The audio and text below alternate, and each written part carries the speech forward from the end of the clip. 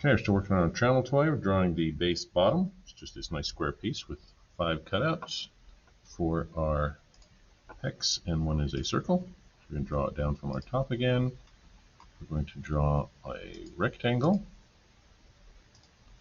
It's 4.25. Oops, I didn't type that right. Let's try that again. There we go. Let's zoom in a little bit so we can place our other parts. We have 1 circle and 4 hex. Put the circle on there. Okay. Oh, I forgot to dimension him. Let's go dimension him as we go here. He is what? 0.375. 375. And then as long as we have dimension tool, let's just put him where he belongs. And so he is 1.375 from the top. And then he is 0.875 from the right side.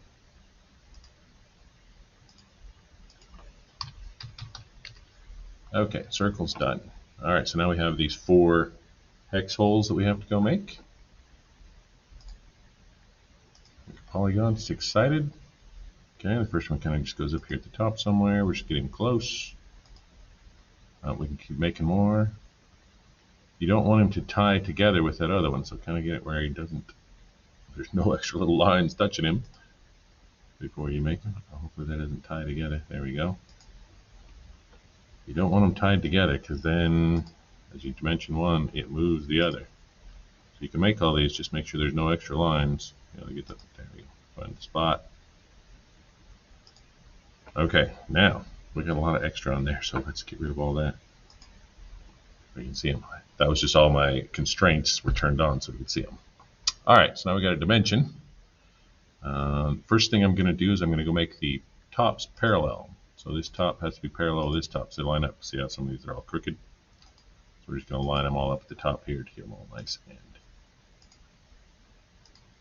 aligned correctly. And now let's go dimension them. Again, I'm not sure why it keeps putting those parts, but that's okay. So let's grab our dimension tool.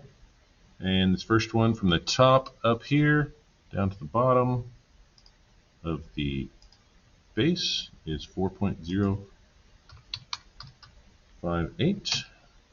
Okay, from the bottom of this down to the bottom of this is 3.692. If I can read that right, so tiny. 3.692. And now we got from the top of this down to the bottom is 2.933. And from the bottom of this to the bottom is 2.567. Okay, so that made them the right size, right? And put them in the right spots up and down. Now we got to put them in the right spots right to left. And so from this upper corner up here over to this side is 1.394. Now it has another dimension. It shows on here from here over to the side, but it tells me, see, I don't need that dimension, so it's a little over dimensioned on our drawing that we made for you, but that's okay. Just cancel that out. We don't need that because we've already set the size, we've already set all the things. There's nothing else to tell about that one. We've already moved him right to left. Okay, so let's do this one down here. Same thing's going to happen, so pick either one, either this outside corner or inside corner, it doesn't matter, to this side, and you only have to do one of them. 2, 6, 9. Okay, so those two are all dimensions. So now let's get this side. All right, so let's start with this top guy up here from the top. Oh, I did the corner. Let me try that again. From the top down to the very bottom, that is 1.683. From the bottom of that hex to the bottom of the rectangle base is 1.317. From the top of this one to the bottom is 0.568. And from the bottom to the bottom is 0.192. Okay, so those are all set. Now we got to move them right to left. We'll have the same issues with this. Oops, so we can see.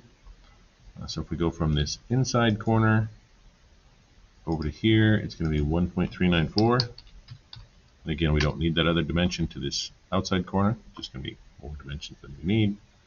And then we can go from this inside quarter to this side is 0.26.